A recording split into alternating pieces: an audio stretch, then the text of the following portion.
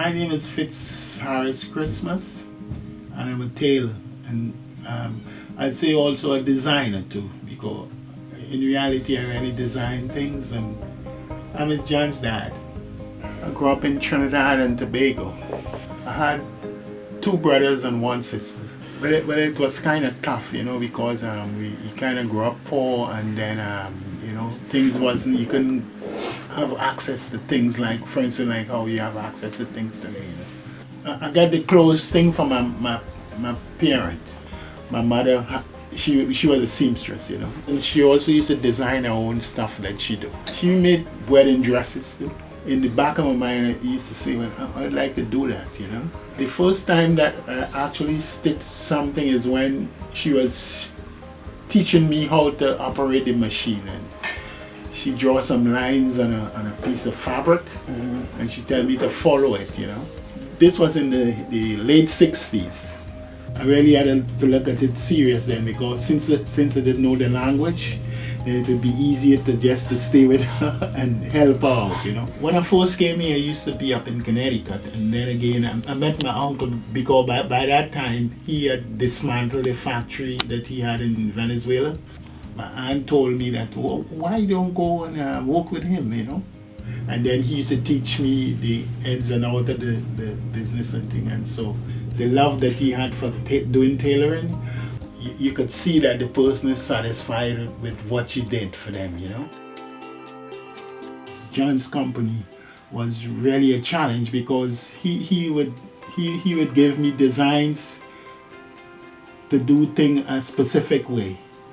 Like for instance, the colors and the type of fabric and the style was kind of a unique to me, even though that I used to do little designing myself, To me that was a challenge. Being a parent, I figured that John did like clothes when he was little, and continued to like clothes even at this time. I can remember the last things that I made for him. He was the one that designed them. That was a unique experience. Well, I feel it's unique for John because, well, I really did enjoy going down and to actually go and get the materials that could make things for customers. So I was very privileged to go there with him, and I didn't really go to school to learn like tailoring. From looking at my family members, and it kind of will come natural to me, some of the things. So I assume that John has that same desire to do things that it would come up in his mind. We're getting ready to move into a 10,000 square foot space, which we're calling the Lacrosse Fantasy Factory. It's going to be a training facility.